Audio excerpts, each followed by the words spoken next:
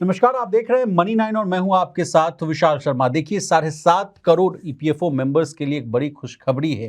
कहा जा रहा है कि प्राइवेट सेक्टर में काम करने वालों के लिए बहुत ही राहत की बात आई है सामने। कहा जा रहा है कि बिना किसी कागज पत्र यानी डॉक्यूमेंटेशन के 3 दिन में, मात्र 3 दिन में 5 लाख रुपए मिल सकते हैं। असल में हुआ है क्या कि एडवांस क्लेम के ऑटो सेटलमेंट की जो लिमिट है उसको बढ़ा दिया गया है। लिमिट कितने लाख से कितने लाख हो गई है इसको समझेंगे। प्लस ये ऑटो सेटलमेंट की जो लिमिट है, एडवांस क्लेम जो है, इसके अलावा एक और खबर ये भी आ रही थी कि जो न्यूनतम पेंशन है उसको 1,000 से सीधे बढ़ाकर 7.5 गुना किया जा सकता है, यानी 7,500 रुपए तक का पेंशन हो सकता है। इन तमाम मुद्दों को बहुत ही आसान भाषा में विस्तार से समझने की कोशिश करेंगे। चर्चा में शामिल होने के लिए हमारे साथ मौजूद हैं वरिष्ठ आर्थिक पत्रकार और हमारे सहयोगी Praveen Sharma sir. Sir, EPFO को लेकर बड़ी खबर आ रही है सर, क्या है ये खबर और पूरा आसान भाषा में समझाइए। बिल्कुल। देखिए, ईपीएफओ को लेके या जो पीएफ मेंबर्स हैं प्रोविडेंट फंड से जुड़े हुए, उनको एक और बड़ी सहूलियत सरकार देने वाली है, जो कि पिछले लंबे टाइम से एक सरकार ने सिलसिला शुरू किया है पीएफ मेंबर्स को एक राहत सहूलियत देने का। अब तक पहले पिछले साल तक लिमिट जो है वो 50,000 रुपये थी। आप फटाफट जो पैसा निकाल सकते थे जी। अब उसको फिर बाद में बढ़ाकर किया गया 1 लाख, और अब सरकार ने उसको 1 लाख से बढ़ाकर 5 लाख रुपए कर दिया है। आप बिना कागज, बिना किसी डॉक्यूमेंटेशन के आप एक झटके में 5 लाख रुपए तक की रकम निकाल सकते हैं। तो ये ऐसे तमाम पीएफ मेंबर्स के लिए बड़ी राहत है जिनको अर्जेंसी होती है, किसी अचानक काम के लिए पैसों की इमरजेंसी में जरूरत पड़ती है। जैसे कि सर इमरजेंसी का आपने बात जी, किया सर, तो जैसे मान लीजिए कि मेडिकल इमरजेंसी हो गया, घर की बिल्कुल। मरम्मत कराना हो, शादी ब्याह का मामला हो या हायर एजुकेशन जैसे अगर कुछ मामलों में अगर आपको ज़रूरत पड़ती है पैसों की, तो उस समय आपको ये जो पैसा है वो काम आ सकता है सर। मतलब बिल्कुल। बताइए, 50,000 फिर 1 लाख अब सर 5 लाख, यानी जितनी भी ज़रूरतें वो पूरी होती हुई दिख सकती है। बिल्कुल, देखिए 7.5 करोड़ जो सब्सक्राइबर्स हैं पीएफ के, उन तमाम लोगों को इसकी राहत मिली है। और सरकार, जो हम पीएफ से जुड़ी जितनी भी हम लोग डिस्कशन करते हैं, बातचीत करते हैं, उसमें हमने बार-बार इस बात का ज़िक्र किया है कि पिछले 2-3 साल में भारत सरकार ने और लेबर मिनिस्ट्री ने कहें, जी। उन्होंने लगातार इस बात के प्रयास किए हैं कि किस तरह से जो 7 करोड़, साढ़े 7 करोड़ जो मेंबर्स हैं, उनको उनके ही पैसे पे ज़्यादा अधिकार दिया दिया जाए। जाए। जी। पहले बहुत सारी कॉम्प्लेक्सिटीज़ पाबंदियाँ थी, थी। पाबंदियाँ थी, कॉम्प्लेक्सिटीज़ थी जी। कि जो आपका ही पैसा है उसको निकालने में आपको दुनिया के झंझटों का जी। सामना करना पड़ता जी। था। एक बड़ी ब्यूरोक्रेटिक सी व्यवस्था बना दी गई थी, कागज़ लेके आइए, फिर जमा कराइए, जी। फिर वो प्रोसेस होने में जाएगा, फिर उसमें आपके रिजेक्शन आएँगे, दोबारा कीजिए। हुँ। पूरी प्रक्रिया को एम्प्लॉयी के सरकार पास ने, जाइए, एम्प्लॉयर के पास जाइए, बिल्कुल, वहाँ से अप्रूवल। वेरिफिकेशन कराना अपने खाते का तो आपको एम्प्लॉयर के मंजूरी लेनी पड़ेगी, आपको केवाईसी कराना तो एम्प्लॉयर से आप कराइए, वहाँ हुँ। मंजूरी हुँ। लेनी पड़ेगी। लेकिन पिछले कुछ सालों में सरकार ने एक-एक करके जितने सारे ये जो लूपहोल्स थे। ऐसे लूपहोल्स थे, स्टेप्स ऐसे थे जिनकी ज़रूरत नहीं थी, उन सबको सरकार ने हटाया। पूरी प्रोसेस को ऑनलाइन हो गया है। जी। बहुत बड़ी बात ये है, आप ऐप के ज़रिए या वेबसाइट पे जाके ईपीएफओ की वहाँ ईज़िली क्लेम फॉर्म फिल कर सकते हैं। हाल में ही उसमें ये भी किया गया है कि आपको अपना जो चेक है, वो भी आपको हुँ। उसका जो हुँ। चेक की जो कॉपी होती कैंसल है, चेक जो था, कैंसल्ड चेक या पासबुक की कॉपी उसकी भी ज़रूरत अब आपको नहीं लगानी पड़ेगी। पड़ती थी, उसकी भी ज़रूरत को ख़त्म कर दिया गया जी। है। जी। जब आपका खाता है, खाता वेरिफाइड है, बताइए? फिर उसमें कैंसल्ड चेक हुँ। लगाने की कोई हुँ। ज़रूरत थी नहीं, तो वो सरकार ने वो ख़त्म किया है। एटीएम से आप अपने पैसे का हुँ। विथड्रॉल हुँ। कर सर, सकते आपने हैं। एटीएम का ज़िक्र किया तो एक बिल्कुल। एडिशनल जानकारी दे दूँ कि कहा जा रहा है कि जून 2025 से जो पीएफ की जो रकम है, उसको आप एटीएम से और बहुत और आसान माध्यम सर यूपीआई के यूपीआई के माध्यम ज़रिए से से निकाल आप सकते हैं। निकाल सकते हैं। सर, बिल्कुल। यूपीआई वाला मामला अगर कुछ आप इसमें फर्दर वैल्यू एडिशन करना चाहें? नहीं, बिल्कुल, उसमें यूपीआई को आपके पीएफ के साथ लिंक कर दिया जाएगा। जी। एनपीसीआई के ज़रिए उसके लिंकेज की बात पहले से सामने आ रही थी, और वो जी। पूरे जो इंटीग्रेशन है हुँ। हुँ। यूपीआई हुँ। का हुँ। और ईपीएफओ का, उसको इंटीग्रेशन की बात चल रही थी, संभवतः वो हो गया है। और जी। जून में अगर उस यूपीआई के ज़रिए अगर आप अपने पीएफ के पैसे को निकाल पाएँगे, तो ये तो इस दिशा में सबसे आसान हो जाएगा। मुझे जी। नहीं लगता कि इसके बाद कोई दिक्कत आएगी, गवर्नमेंट को फिर और कोई स्टेप, इसके जो उठाने की ज़रूरत रिफॉर्म है। है पीएफ हुँ। हुँ। का, हुँ।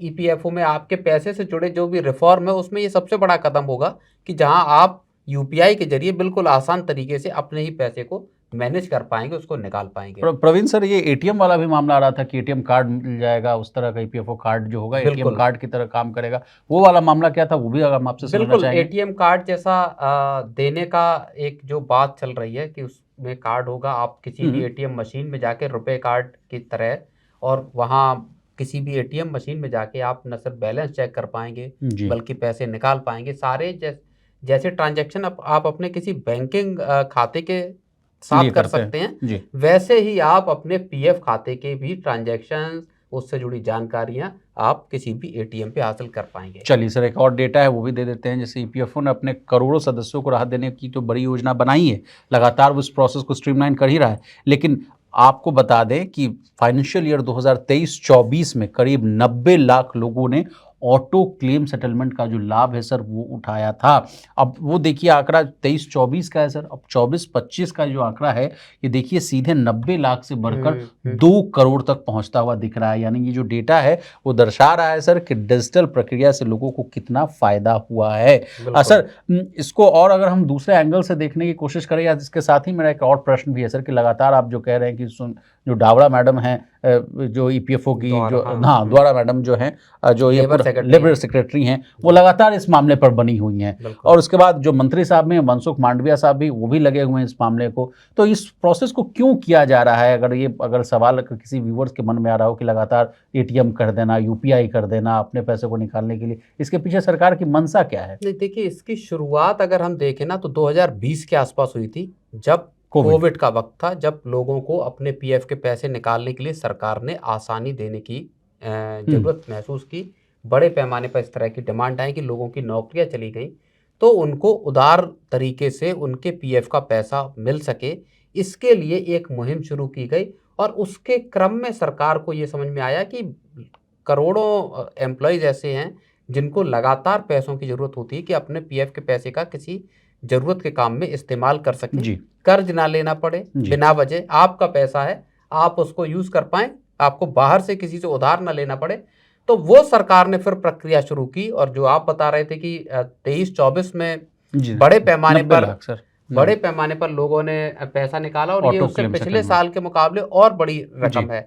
तो सरकार को फिर जाहिर तौर पर यही चीजें समझ में आई कि इसको जितना आसान किया जा सकता है वो हमको इससे कुछ नुकसान भी अगर हो सकता है सर, ये हम आपसे समझना चाहेंगे, सरकार को या फंड्स का। नहीं, देखिए, आम फायदा तो आपने बता दिया सर कि जैसे आम लोगों को भी नुकसान है इसका। पीएफ का पैसा पारंपरिक तौर पर ये माना जाता है कि ये पैसा आपके रिटायरमेंट के लिए है। हम लोग कुछ देर पहले डिस्कस भी कर रहे थे, 8%, 8.25% के आसपास जो ब्याज मिल रहा है, 8.15% का ब्याज है, तो वो ब्याज आपका एक बड़ा कॉर्पस खड़ा करता है, कंपाउंडिंग इंटरेस्ट है, वो बड़ा आपका कॉर्पस खड़ा होता है जब आप 60 साल की एज में रिटायर करते हैं। तो आपका जो पूरा 25 या 26 साल की एज से भी अगर आप जॉब शुरू करते हैं और वहां से लेके 60 साल तक का 30 साल 35 साल का जो आपका कॉर्पस होता है, वो 8% के रेट से भी अगर हम एवरेज मान लें और कंपाउंड होता है, तो वो आपको एक करोड़ों का फंड बनाकर देने में